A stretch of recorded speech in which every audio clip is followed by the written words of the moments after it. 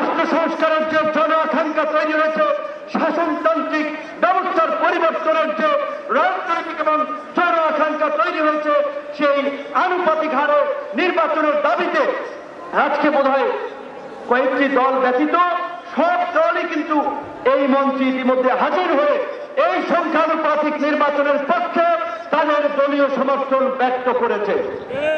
আমরা পরিষ্কারভাবে সংস্কার কমিশনকে বলতে চাই, সমাবেশ শুধু একটা দলের দেখেছেন, সবেমাত্র শুরু হয়েছে। ইসলামী আন্দোলন আজকে করেছে, 19 তারিখ জামাত করবে, তারপরে গণ অধিকার পরিষদ করবে। রাষ্ট্র সংস্কার এবং জন আকাঙ্ক্ষার বাস্তবায়নে সমস্ত রাজনৈতিক দলগুলো জনসমাবেশের মাধ্যমে এই সরকারকে তাদের সমর্থন দেখিয়ে দেবে।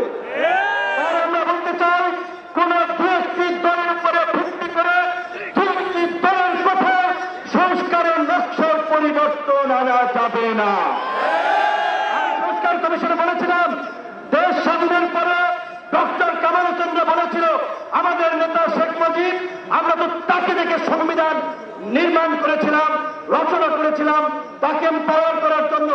আজকে সংস্কার কমিশনকে বারবার আমরা বলতে চাই, দু একটি দলকে প্রাধান্য দিয়ে বেশিরভাগ জনগণের আকাঙ্ক্ষার বিপরীতে গিয়ে কোন সিদ্ধান্ত বাস্তবায়নের দুঃসাহস দেখাবেন না। আনুপাতিক হারে নির্বাচন হলে সমস্যাটা কি? কোন সমস্যা নাই। প্রধানমন্ত্রীর মেয়াদ 10 বছরের বেশি না থাকলে সমস্যা কি? আমরা অত্যন্ত যৌক্তিকভাবে এই কথাগুলো দফায় দফায় আলোচনায় তুলে ধরছি, কিন্তু এটা পরিষ্কার সংবিধান এই সংস্কার জাতীয় ঐক্যবদ্ধ কমিশন কেন জানি দু একটি দলের প্রতি পক্ষপাতমূলক আচরণ করছে। এই পিয়ার পদ্ধতি তাদের এজেন্ডাই বাদ দিয়ে তারা ঘুরাই দিল। পিয়ার থেকে উচ্চকক্ষ নিম্নকক্ষ চলে গেল।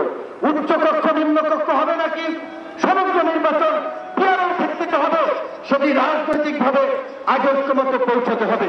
একই সাথে আমি আরো একটি কথা বলতে চাই, যে বিশ্বাস জামাতের নেতৃবৃন্দ তারা বলছে, আমরা বলছি, আজকে সারা বাংলাদেশে উপজেলা, পৌরসভা, সিটি কর্পোরেশনে স্থানীয় জনপ্রতিনিধি নেই। জনগণ চরম দুর্ভোগের শিকার হচ্ছে সেবা পেতে গিয়ে। সরকারের উন্নয়নমূলক কর্মকাণ্ড ব্যাহত হচ্ছে এবং 50 বছরের যে অভিজ্ঞতা, নির্বাচনের পরে রাজনৈতিক দলগুলো এমপিরা মিলে, মন্ত্রীরা মিলে কেন্দ্র দখল করে তাদের নেতাদেরকে পুলিশ প্রশাসনকে দিয়ে জেতায়।